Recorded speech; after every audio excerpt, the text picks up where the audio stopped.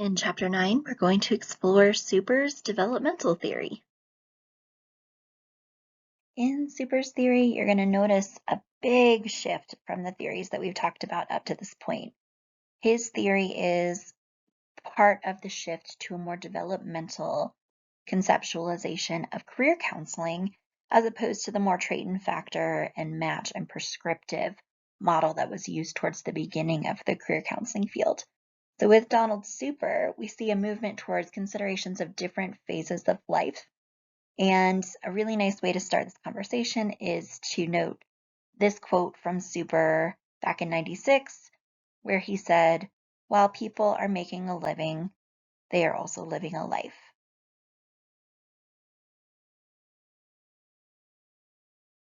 So let's talk a little bit about Donald Super. So he came up in the '80s, and he was one of the first to really talk about career from a developmental lifespan perspective. So all the previous theories were very much about this is your personality, these are traits, here's how we match those up to careers, and we're done.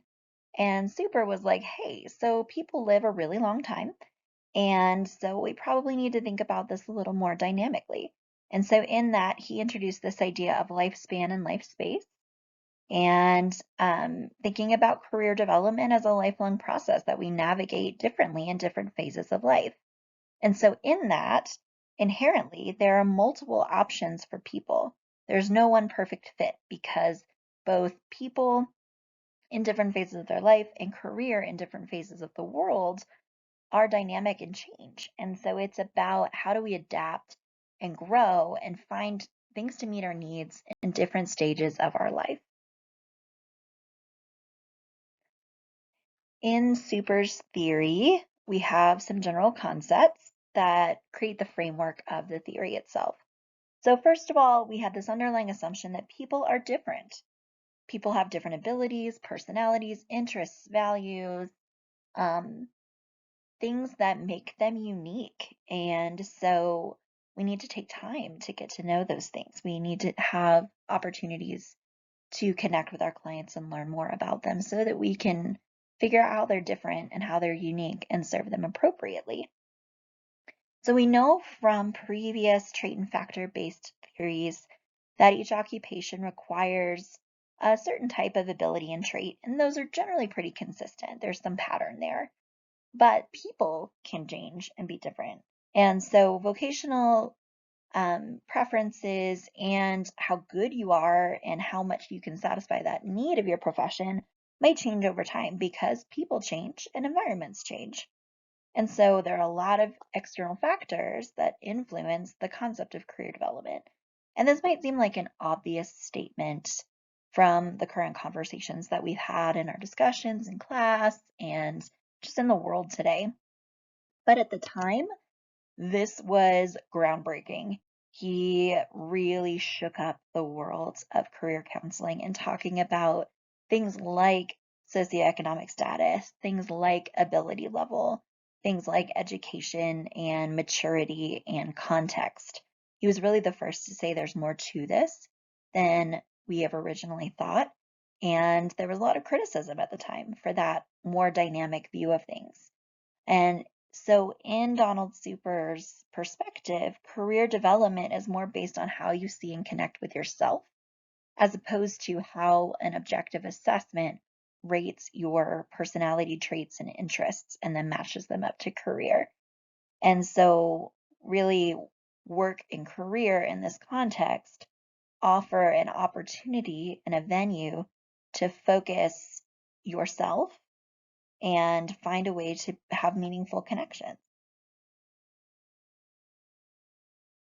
Super was big on this idea of career adaptability. And so this idea that we have to, we change over time. And so our view of career is to change over time. We talked a little bit about this idea of adjustment in theory of work adjustment. So you'll see some threads that carry through here.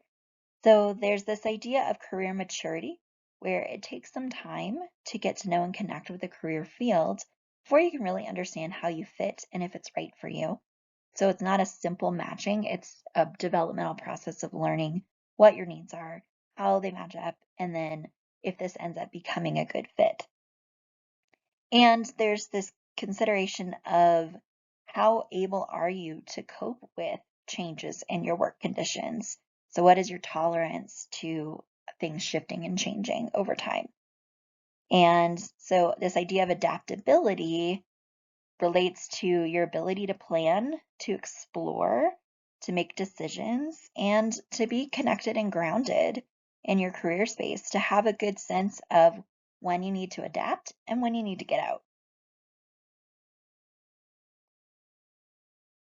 Super was also big about talking about this concept of the self. So, how well do I know myself and what does that mean? And the self concept is really this connection I have as a person to my own abilities, interests, values, and how I make decisions and choices, and broader than just those individual things, how they connect together to tell a story, to create a theme across my life. And so this kind of calls to earlier versions of like thinking about our Myers-Briggs, thinking about interests and personalities. So this is what are the things over time that create themes that might help us understand those personalities. So the self concept is formed over time by an individual's preferences and competencies. What do I like to do? What am I good at? And those things may align and those things may not align.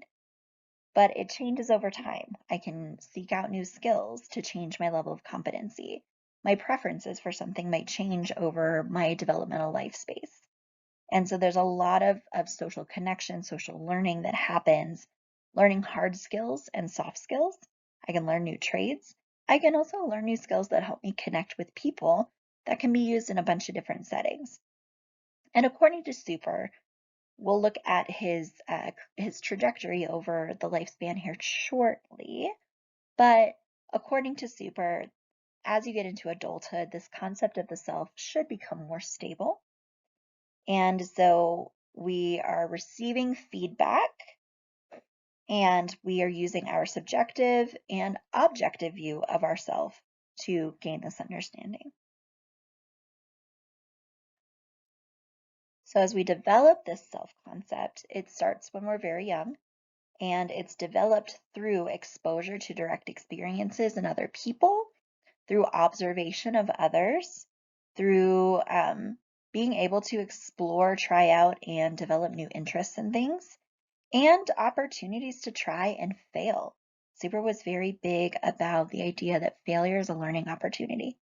And so through decision making and failure, you are able to develop this sense of planfulness. You're able to develop more ability to tolerate stress and anxiety in the environment. And that leads to a sense of curiosity. You gain a lot of information through that trial and error. You get to explore new things. And in turn, you get more of a sense of control because even if you can't change what's going on around you, you feel like you have some sense of ability to manage yourself through the situation. So shifting a bit here, talking about this idea of the lifespan, which Super was very passionate about. This was really a core of his theory. And so the life space and lifespan are two very important concepts in this developmental theory. So your life space is what's going on when your life roles are fulfilled. So what's going on around you? What roles are you filling? What spaces are those in? Life spaces can be family. Life spaces can be career. Life spaces can be hobbies. Life spaces can be like caring for friends and family and connecting with others and traveling. So you have all these different spaces where you exist in your life that you have to balance. And then span are the stages of development that as an individual we travel as we get older. And Super says that this whole process is an interaction of your lifespan and your life spaces, and those things change over time. So we have maxi cycles and mini cycles. Maxi cycles are this idea that we sort of go through these pretty typical and predictable stages of change throughout the lifespan. And mini cycles are this idea that in any one of those given life stages, we might have to do some adjusting. We might have to backtrack a little bit to figure out what we need to do next. And when we look at the rainbow visual here in just a moment, it'll make a lot more sense. But it's this idea of small adjustments and big evolution.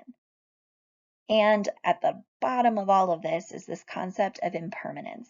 Nothing is permanent, everything can change, and your trajectory can bring you forwards, it can bring you backwards, but regardless, lifespans and life spaces and super theory is all about the idea that things change. So it's developmental, right? So of course we have to tie some age into this, and the super has these ideas of different stages that we navigate through. So we referenced this in the previous slide. So we have these cycles of change that happen in different stages. We start very young and develop this idea of a concept of ourself and exposure to different types of work, career, and attitudes about that. So we're kind of told pretty early on which types of jobs and careers are acceptable and which ones are not. And you'll see hints of this in the next chapter in Gottfridson's theory of circumstance and circumscription. So when we're talking about younger children up to early adolescence, there's a lot of exposure to different parts of the world, and then expectations that they'll form opinions and attitudes about those. Then we move into the exploratory phase, 14 to 24. We're trying out a bunch of different things. We're getting into high school. We might do different hobbies and activities. We might be taking different classes, thinking about perhaps going to college or technical training or apprenticeship or the world of work right out of high school. And so we're trying out a lot of different things and figuring out what's going to fit. Most importantly, developing a lot of skills along the way and learning how to make choices. So figuring out what's going to work for us long term. And I'd like to point out that this carries a lot of assumptions about privileged identities. So there's a lot of underlying assumptions that everyone is able to have equal access and ability to explore different things, gain skills, and have stability over time. And at the time, that's like currently a common criticism, but at the time it just wasn't as much a part of the conversation. That's not to excuse that assumption, it's just to name it. So Super made a lot of assumptions about equal opportunity and access to skill development that may not reflect the way things really work in systems as we know them. So moving into establishment, there's this idea that you'll be able to go into an entry-level position. You'll be able to build skills. You'll be able to have more stability over time and longevity with your career and your work experience. That moves into a maintenance phase where, in theory, we're still in the same career, still in the same job, same company, perhaps. We continue to make adjustments and see that upward mobility, see opportunities for promotion, growth, additional skill sets, change. And again, this is where there's a lot of assumptions about equal opportunity that maybe don't reflect the way the world really works. Because as we are talking about in our discussion in class, it doesn't necessarily work that way for everyone. And it doesn't necessarily work that way anymore when we look at the career world. So it's an interesting conversation to visit now, where there's a lot of idea about how long you should stay at a job and perhaps changing jobs more often or changing career fields more often is becoming more the norm. So Super talks about once we get into the retirement realm, there's this idea of disengagement from the world of work. I've gone in, I've done what I'm going to do, I've learned and grown, and I'm out. I'm done. I'm disengaged. So I'm not going to engage. I'm not going to measure my life in productivity. I'm just going to prepare for retirement and I'm going to chill and I'm going to enjoy my life spaces. Now, I encourage you to think a little bit about if you feel that this matches up to the way that you've experienced and conceptualized career in the world of work. Remembering that Super talks about we have many cycles. So at any point, you might backtrack, you might go back to exploration, you might go back to establishment and different phases of life. This is the life rainbow. Super was very, very proud of this. The life rainbow helps to conceptualize this idea of things changing over the lifespan. And again, there's a lot of underlying assumptions here and a lot of values tied to the 80s and early 90s when Super was doing his thing. So bearing that in mind as well. He talks about moving from early life through growth, exploration, establishment, maintenance, and decline, which is that idea of disengagement throughout the lifespan. And he ties this to some ages and he says your roles will change a lot over the course of your lifespan. So you might be a child and then a student and then someone who gets to enjoy a lot of leisure. And then as you get older, you feel more of a sense of responsibility to contribute as a citizen. And then for a long time, you're a worker in that maintenance phase. You might be a homemaker, a parent, and then you move into being a grandparent, a retiree, disengaging from the world of work. And there are a lot of lifestyle factors that play in here. So this is where he attempts to bring in some of that systemic context. So obviously these things are going to be heavily influenced by the economy, by trends of employment at the time, um, by socioeconomic and historical disadvantage when it comes to certain identities and populations. And then there's that psychological and biological determinant. So biologically, what is my ability level? What does that look like? How do I need to adapt things or seek out things that are going to be a good fit for me? And then psychologically, what's going to fit for me? If I'm a very anxious person, being in a career field that's very anxiety provoking may not be a very healthy space for me. So he talks about bringing all of these things together in a more dynamic view of career that changes over the lifespan. Again, remembering that being exposed to new experiences and gaining new skills can change these things as we go. And Super talks about the way we navigate this developmental process is by completing these tasks. So he makes it sound almost like a video game where we complete these tasks and then we're able to progress to the next level. So those tasks involve crystallization, which is pretty early on, this idea of developing like generally career goals. So according to Super, by the time you're 18, about finishing with high school, you should have a general idea of what you're thinking you might want to do. And then you go into specifications. So, okay, I have a general idea of what I want to do. I should probably sit down and make some more specific goals and maybe take some steps towards meeting those goals. Moving into implementation. So I put those goals into practice. I start my career. I kind of see how that's going. I move into stabilization and I check in and I see, okay, how is this working for me? Is it confirming? And like, yeah, I feel like I'm generally in the right field. I feel like I'm doing the right thing. This feels good for me. Or does it feel off? Does it feel wrong? And we need to cycle back and try something new, work with some new goals. And Super says after we're at 35, we should have a sense of seniority and status, and we should have established our career. And that idea might make you laugh just a little bit, because I don't know how well that reflects the world of work today, where being 35, you're kind of at the top of your career space. But at the time, that was Super's idea of moving through this creating general goals, working through them, and then finding a space where you're feeling more stable moving into later in your life space. He also talks about this idea of career maturity and how that's a process over time of gaining and developing this idea of maturity around career.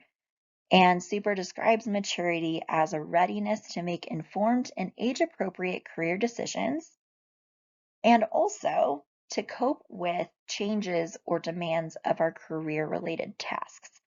So how much am I able to adapt, make decisions, and then adhere to and meet the expectations of my career space?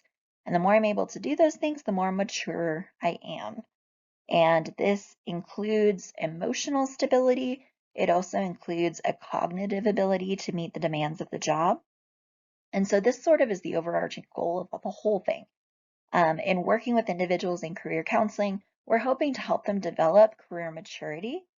And through that, they would be able to make choices that are feeling very satisfying for them. And the way we would do that is through providing them some opportunities to determine that they do in fact have a choice in the first place, because that might be a very foreign concept. We might give them information about different kinds of career options without a lot of pressure to make a choice. We might notice when there's consistency about preferences related to career, but again, there's not a lot of pressure to make a choice. We can see that crystallization and affirming of traits over time. So as we're exploring, we're kind of noticing like, okay, these are the core traits that you tend to have. Let's see what that looks like in the world of work. And noticing that their abilities and interests are going to drive their decision making. And so bringing awareness, there's a lot of self-awareness in Super's theory about how much are you able to track the information and emotions that you're using to make decisions. Are you able to sit down and examine these decisions that you're making and determine what the motivation might be? So what does this look like? So Donald Super's theory looks like as we go through the process. First, of course, we're just going to build a relationship. And then moving into, we're going to look at first the roles fulfilled by the client. So what kind of roles do you feel like you fulfill in your life? And then which roles are the most important? Which are the ones you need to stay very closely connected to? Are there roles that you can maybe let go of? How connected are these roles with each other? Or how separated are they? Because they are two very different life experiences, to have roles that feel very intertwined and connected and purposeful, and roles that feel like they're tearing you apart because they're so very far from each other. And how has that changed over time? So have those roles been consistent? Have those roles changed? We want to determine how the client attaches a sense of meaning to these roles that they have, and then also their life events. So we might do a lifeline here, or we might do a roadmap and determine how different life events have shaped their experiences, their sense of self, and their way of connecting to the idea of career.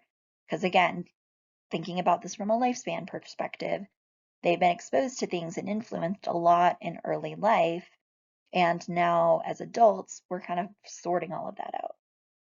So we get to help as counselors.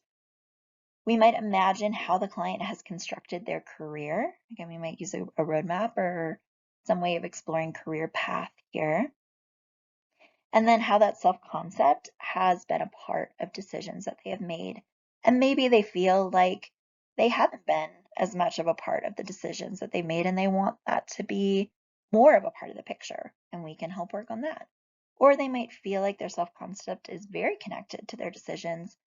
They just don't know what to do next, and we can help with that too. So the goals as counselors in this space are to develop and accept integrated self-concept and roles. So having a sense of knowledge, grounding, and acceptance about who I am as a person and the roles that I play in my different life spaces.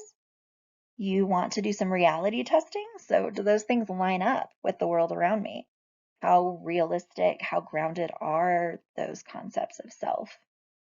And we generally want to find connection between how I view the world and the way the world really works so that we can have those integrating factors as part of decision making related to career.